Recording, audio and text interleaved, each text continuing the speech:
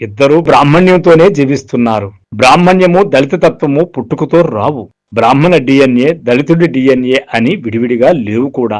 బ్రాహ్మణ్యం దళిత తత్వం అన్నవి స్థితులు. కొందరు తమ మనస్తత్వ రీత్యా తమ జీవన విధానం వల్ల ఆ స్థితులు వాళ్ళయ్యారు. ఇవాళ యేసుదాసు అన్నది ఒక గొప్ప చరిత్ర.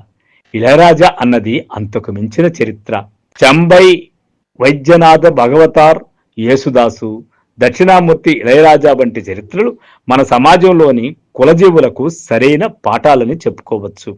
కులం మనిషిని ఉన్నతుణ్ణి చేయవు.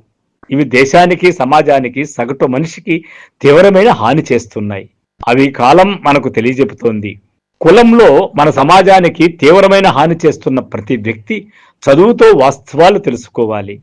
మనకు కావలసిన విద్యతో, ప్రతిభతో, పనితనంతో సాగే మేలైన బతుకు మనిషికి కావాలి. ఇలా ఇళయరాజా గారు తన మేలైన బ్రతుకును కొనసాగించడానికి మూలంగా బ్రాహ్మణ గురువు దగ్గర విద్య నేర్చుకోవడమే.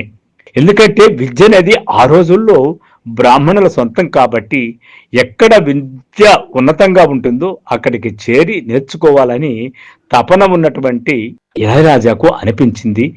నేరుగా దక్షిణామూర్తి గారు ఆదరిస్తారా, ఆదరించారా, తనను హక్కున చేర్చుకుంటారా, చేర్చుకోరా అని ఆలోచించకుండా తనకు విద్య కావాలి, ఎన్ని అవమానాలకైనా సిద్ధపడాలని నిర్ణయించుకుని దక్షిణామూర్తి దగ్గరికి వెళ్ళి తన యొక్క సంగీతాన్ని మెరుగుపెట్టుకున్నాడు.